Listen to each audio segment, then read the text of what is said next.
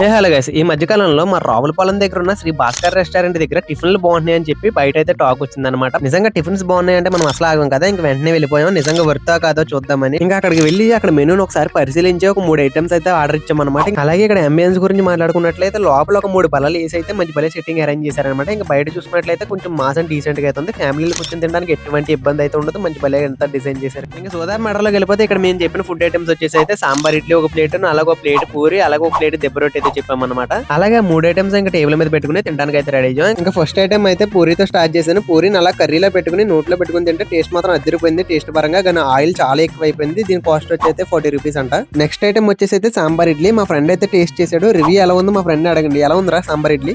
Super అయ్యా.